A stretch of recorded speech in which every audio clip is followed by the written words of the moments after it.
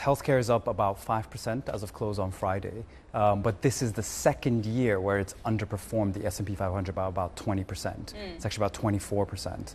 And we think that this has created a fantastic valuation opportunity. There was a sell-off right after the nomination of Robert Kennedy, which has created a discount. And that discount is very similar to other policy-led health dislocations we've seen in the market over the last 2 decades. And we think those, if you look back in history, are great buying opportunities in the sector. And the key bit, the heartbeat of healthcare, is innovation, which we think will continue next year and into the years into the future.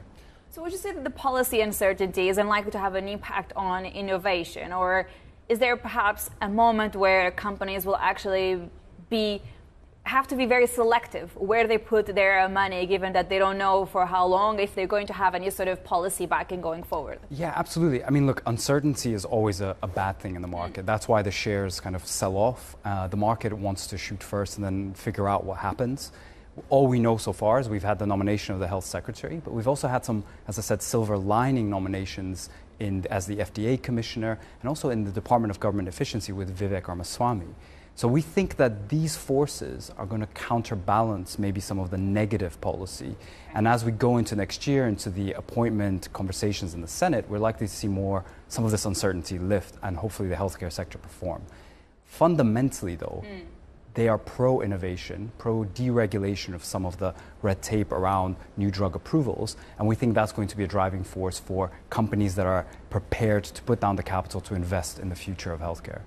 I would also like to get your thoughts on how would you explain the performance throughout 2024? Because healthcare has been such an interesting sector to monitor with all of the conversations and developments around obesity and so on. Perhaps before we look at forward-looking developments for obesity drugs, why did we see the performance in 2024 this way? Why are we only up roughly, I think, 3%? Yeah, absolutely. Look, it's a complicated picture in healthcare. We've had very little M&A. Which is an important driver of smaller and medium-sized biotechnology companies. M&A is actually on track to be one of the worst figures since the last decade.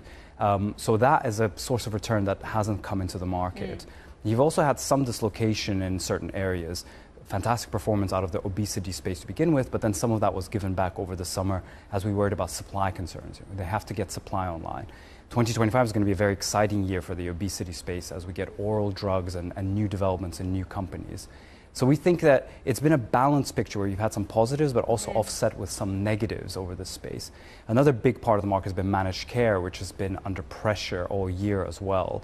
It's a particularly cheap sector. And there's an interesting area, opportunities there as well. But we think that broadly, what you want to be doing is backing innovation and companies that are actually delivering change. And eventually those will get acquired because the truth is large pharma companies, they need to acquire to drive their own pipelines forward.